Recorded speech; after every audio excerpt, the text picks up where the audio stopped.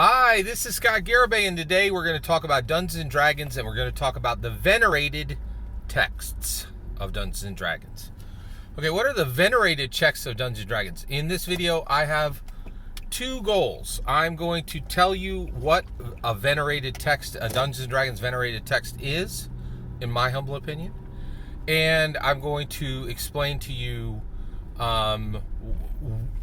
what the venerated texts are, and specifically which books in Dungeons and Dragons are venerated texts, in my humble opinion. All right, so let's get into this. So first of all, venerated texts, not V-E-N-E-R-A-T-E.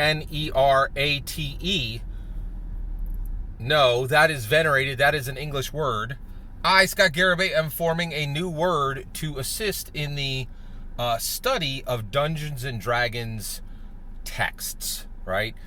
Because we are building a discipline of study around Dungeons and Dragons. Right now, there are a lot of disciplines being built around Dungeons and Dragons. There is a scholarly discipline of Dungeons and Dragons history study, and what I'm saying right now is that we need a scholarly approach to Dungeons and Dragons textual study. Okay, and we're not starting at zero, right? There's already groups that have built structures for studying text. We can use some of what they've built, and we can throw out some of what they built, and we can add to our Dungeons and Dragons textual studies, historical, modern, cultural, all these studies around Dungeons and Dragons and how to study Dungeons and Dragons texts in context from a historical, cultural, and modern perspective, okay?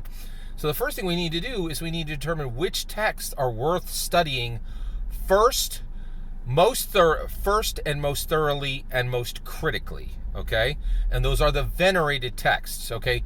So not venerated as in the English version, but venerated as in the Scott Garibay defined version, which is V-E-N-E-R-E-I-G-H-T. 8.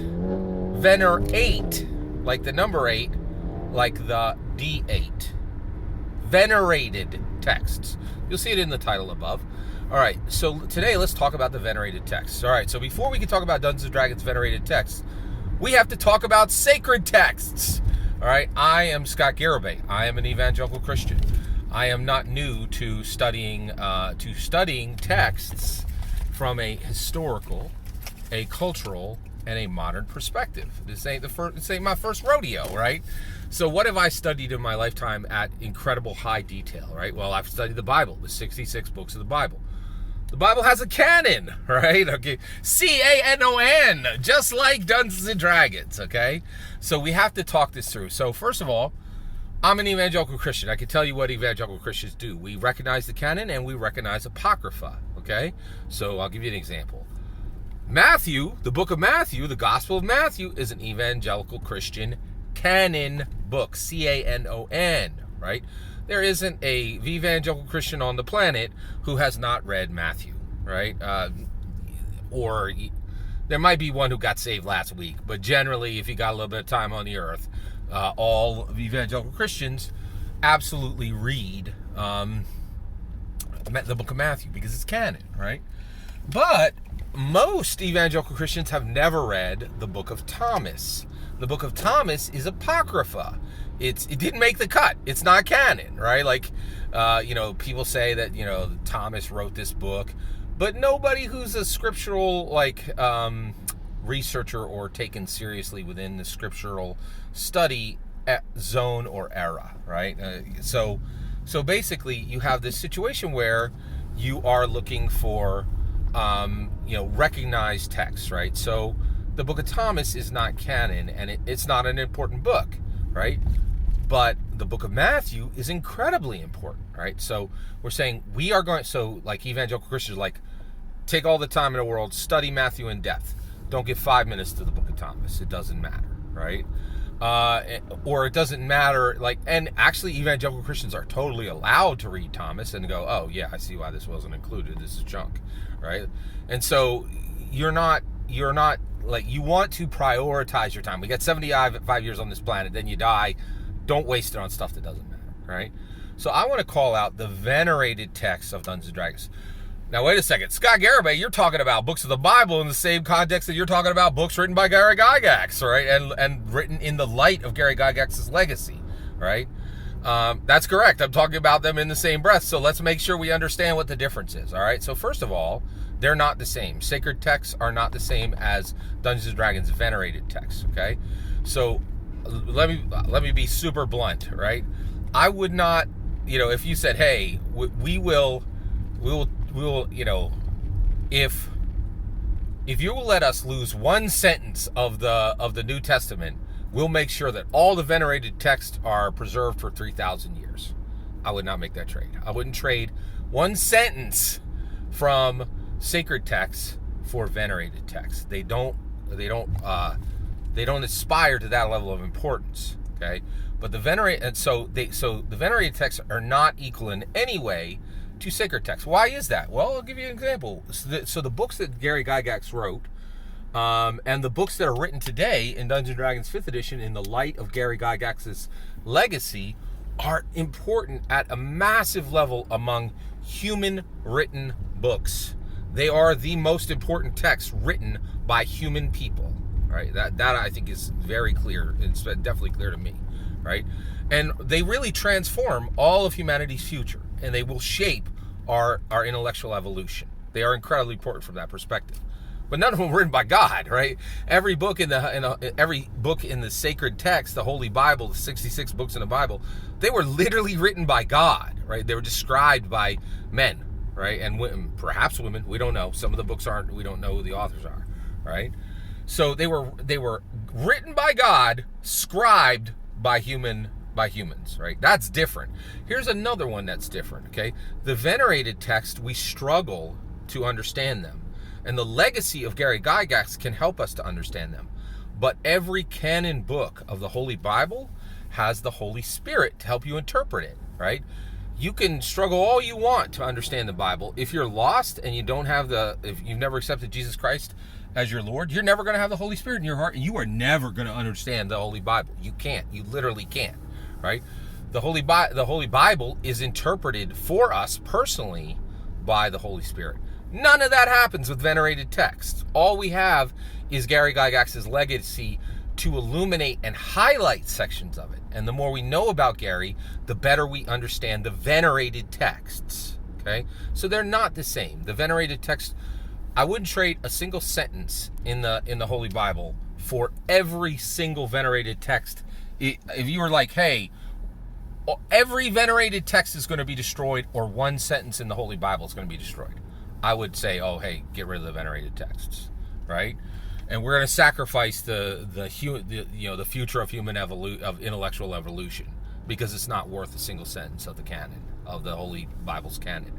However, here we go, all right? Evangelical Christians have been studying the Bible for a long time, and they take it very, very serious. And frankly, they have built an infrastructure for cultural, modern, and historical study of texts that, frankly, the Dungeons & Dragons community has not done in 48 years. So we can learn powerful lessons for understanding and studying the venerated texts, and those lessons can come straight from studying the actual Holy Bible canon, because the rigor of study there is worth bringing over to Dungeons & Dragons textual study. Okay, so the scriptural studies have an innumerable number of lessons to teach us in textual studies of Dungeons and Dragons. Okay, so what are the venerated texts? Here we go. I'm going to give them to you. The Dungeon Master Guide 1E, the 1E, Dungeons and Dragons 1E, from 1974 till 1989. Okay, these are those are the DMG, the PHB, and the Monster Manual. Okay? All hardback Dungeons & Dragons 1E. Everything printed in a hardback edition, right? Traditional, like 8.5 by 11 shape, right? Or close to that, you know what I mean.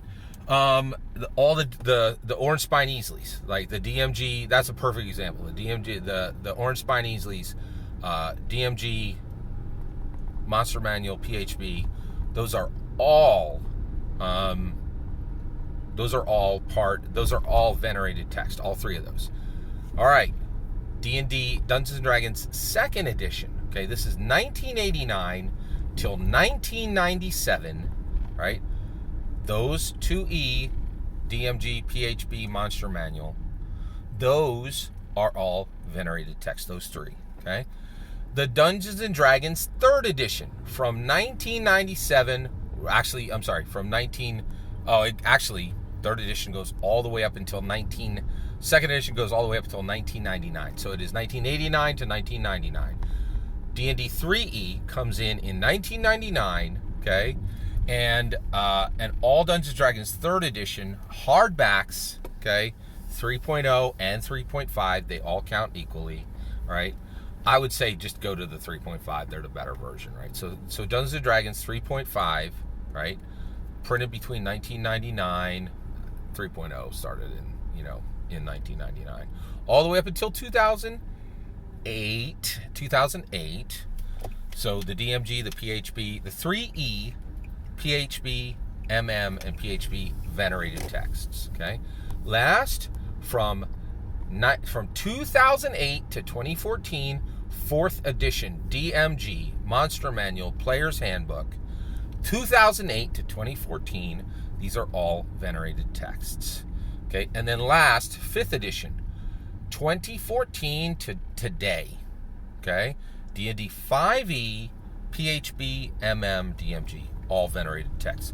The venerated texts of Dungeons and Dragons are the hardback D&D 1 ebooks, the hardback D&D 2 ebooks, the hardback D&D 3 ebooks, the hardback 4e core books, 4e core books, and finally the D&D 5e core books. So all 1e, 2e, 3e, 4e, 5e core books, DMG, PHB, MM, these are the venerated texts. And what that means is when you begin to textually study Dungeons and Dragons at a different level than most dungeon masters are gonna study them, that is when you get to the point where you are doing textual studies from the context of modernity, the context of culture, the context of history, right?